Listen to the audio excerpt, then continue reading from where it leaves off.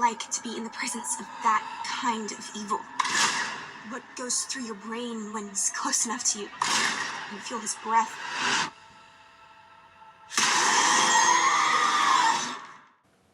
Hello everybody, welcome back to Screenstars. I'm here today to bring you my review for the 2024 horror sequel, Terrifier 3.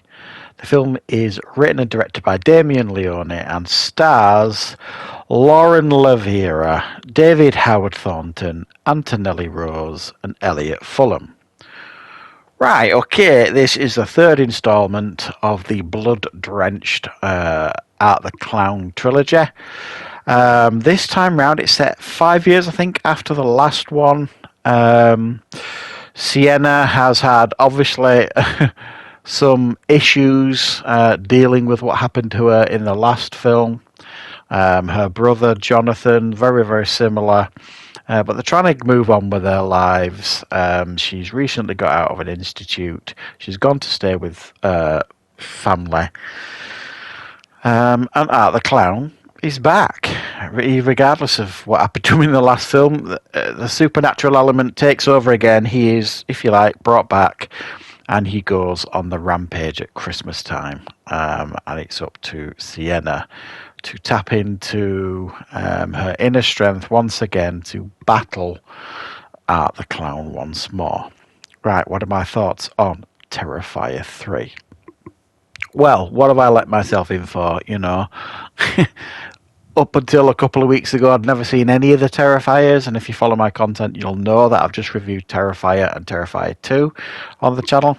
So I had to obviously finish it off and do Terrifier 3. Wow. Where do you start with this one?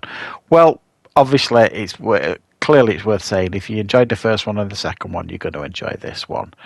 I actually find the Terrifier films quite hard to kind of rate in a sense of which is better than which. I think they're all very similar in regards to, you know, quality in that sense. I mean, obviously the first one had a much smaller budget, but it also felt a little bit more intimate in a sense and scale.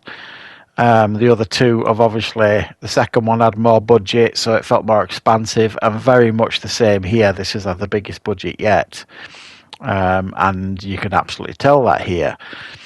But the main attraction, obviously, of these films is to see Art the Clown in action, slicing and dicing, chopping, doing what he does and doing it in continuously gruesome fashion. And those of you that love that, you're not going to be disappointed here. You're not going to be surprised by what I'm telling you.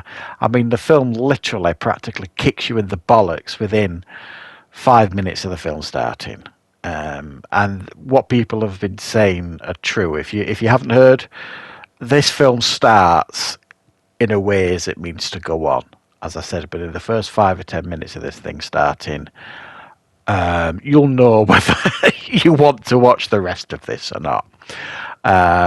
It's blood-drenched and very, very shocking. And I do find myself watching the Terrifier films, and this one was no exception, like, you know, mouth gaping wide open, because sometimes you just can't believe what you're seeing, because he's up in the ante each time. Damien Leone is pushing the boundaries a little bit more each time, and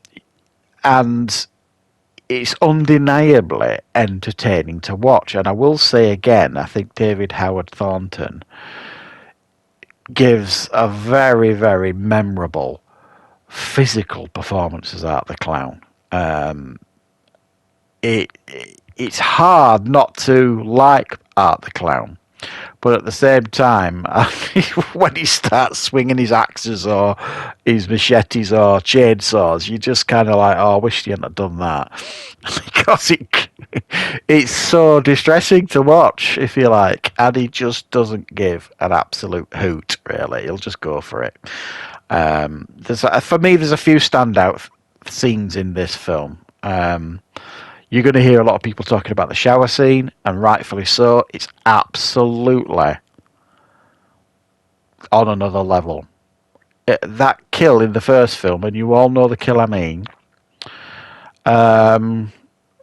imagine that, if you like, kind of dialed up to real. Imagine that. I'm not gonna. I don't know. I don't want to say anything to spoil it, but imagine that, but worse, if you like. Very, very brutal stuff. And I really enjoyed as well. There was a scene where Art the Clown gets his Santa costume. He goes in a bar and there's a guy dressed as Santa in there. And the interactions between Art the Clown and the people in the bar are just golden. I mean, they're so fun. And you've got Clint Howard in there, in that bar. And another actor as well whose name escapes me. He was just in that Stream film, and that was one of my favourite scenes in the film. It's just really, really funny how he does that. And then obviously we've got Sienna in it once again, who stood out so well in the last film as a brilliant final girl. Takes a little bit to get going in regards to her story. For the most part, it's just Art the Clown pissing about in a Santa costume, killing indiscriminately, and giving presents out in a shopping mall to kids and doing other dastardly things. So the real gag here is it's obviously set at Christmas. You've got him in a Santa costume, and they play around with that massively here in this film.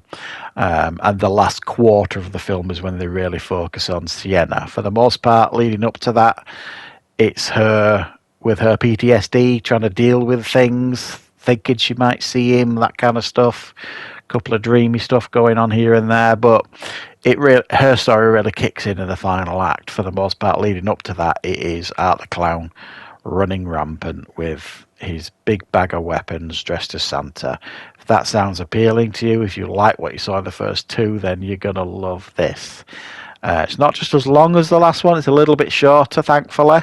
I thought it was a tad long, the second one, and the mythology is on display here again. It's starting to make a little bit more sense now. You get a little bit more interactions with the Sienna character with her father when she was younger. You get a little bit more understanding of, the girl in the last film who appeared to be demonic.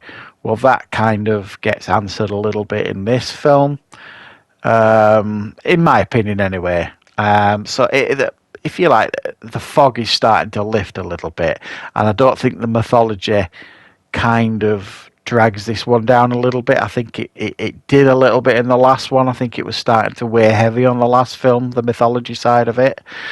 If you like, they just touch on it a little bit less in this one and focus on Art the Clown doing what he does dressed as Santa. So yeah, it is definitely entertaining. It's definitely hard to watch, and it is very bloody, very brutal, and all those things that you expect it to be. So yeah, go into this one with your eyes wide open, guys. If you've seen the others, you know what you're going to expect, so there's no surprises.